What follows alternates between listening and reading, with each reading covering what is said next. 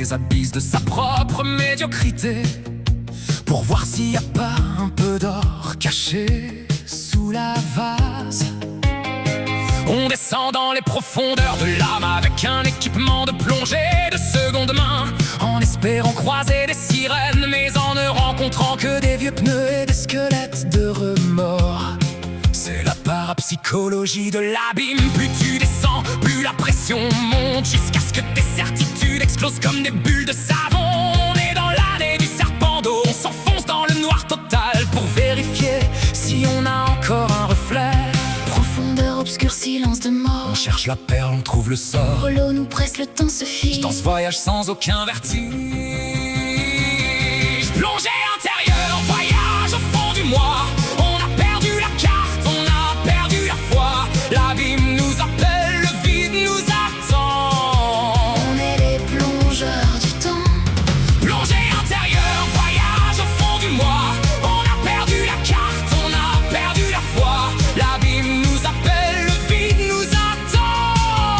On est les plongeurs du temps. C'est le burlesque de la psychanalyse. On paye des mecs une fortune pour qu'ils nous disent que si on est malheureux, c'est parce que notre mère nous a refusé un deuxième dessert en 1904. Étymologie de l'âme, animal, le souffle, mais sous l'eau, le souffle est une denrée rare qu'on économise comme le pognon à la fin du mois. On cherche le fond des choses, Mais on ne trouve que le jonc des fausses. tu sens le truc qui t'attrape les pieds pour te garder en bas. C'est la philosophie de la décompression. Si tu remontes trop vite, tu Et exploses. si tu restes en bas, tu t'oublies. Descendre en soi-même, c'est comme aller visiter les caves de la préfecture. C'est sombre, ça sent le moisi, et tu tombes sur des dossiers que t'aurais préféré oublier. Il y a ceux qui remontent avec des trésors et ceux qui remontent avec une otite. Le tout, c'est de pas oublier sa bouteille d'oxygène, parce que l'autocontemplation, ça finit toujours par te couper le sifflet. Si tu veux mon avis, le moi profond, c'est surtout un endroit où on range ce qu'on ne veut pas montrer aux invités. C'est pas une quête mystique, c'est juste un inventaire de greniers sous-marins.